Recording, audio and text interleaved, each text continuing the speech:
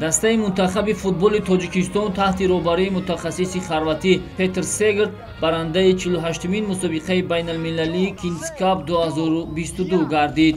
Ин мусобиқа дар Таиланд баргузор гардида бо иштироки 4 даста сурат гирифт.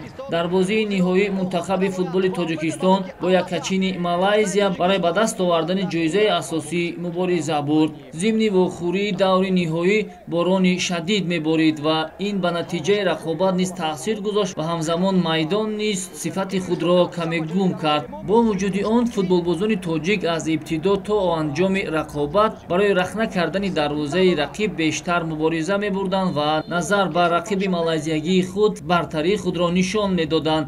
ҳамин буд ки дар ҷараёни рақобат борҳо имконияти голзанӣ низ фароҳам оварда шуд, вале ҳамзамон дарвозабони мунтахаби Малайзия низ дар ҷараёни рақобат якчанд ҳолатҳои хатарнокро аз назди дарвозааш бартараф кард. ҳамин гуна тӯли 90 дақиқа футболбозони тоҷик дар ҳуҷум буданду малайзиягиҳо бошад қисмати дифои худро қавитар месохтанд.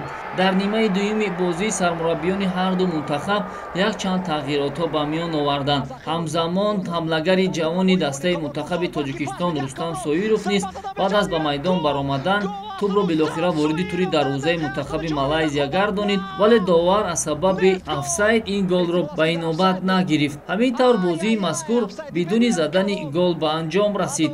ёдовар мешавем ки дар марҳилаи ниманиҳоии мусобиқоти мазкур мунтахаби тоҷикистон бар тими миллии Тринидад ва Тобаго бо ҳисоби 2-1 ғалаба карда буд ва ба финал роҳ ёфт.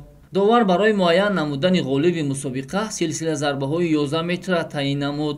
ҳарчанд Аҳтам Назаров дар ибтидо таъби мухлисону ҳаводорони футболи тоҷикро каме хира сохт, вале дар идомаи силсила зарбаҳои 11 метра дарвозабони якачини тоҷикистон Рустам Ятимов қаҳрамонӣ нишон доду якбора 2 зарбаи мушкили рақибро баргардонид ва ҳаминак мунтахаби тоҷикистон аз лиҳози зарбаҳои 11 метра бо ҳисоби 3-0 Малайзияро шикаст дода дар аввалин иштирокаш дар мусобиқоти мазкур ҷомро болои сар бардошт.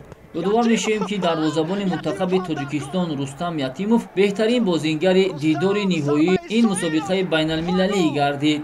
федератсияи футболи тоҷикистон бо сафарбар намудани тими миллии кишвар ба ин мусобиқоти байналмилалӣ мақсад дорад ки якачини тоҷикистон барои иштирок дар марҳилаи ниҳоии ҷоми осиё бозам хубтару беҳтар омодагӣ бигирад ва ғалаба дар ин мусобиқаи байналмилалӣ саҳифаи наверо дар футболи тоҷик боз намуд.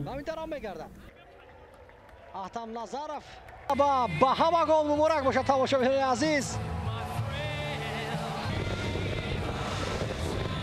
ва ин салюти ҷашнӣ бахшида шудааст ба ғалабаи дастаи тоҷикистон ки зери шиёри тоҷикистон ба пеш танҳо ба пеш ҳаракат мекунад.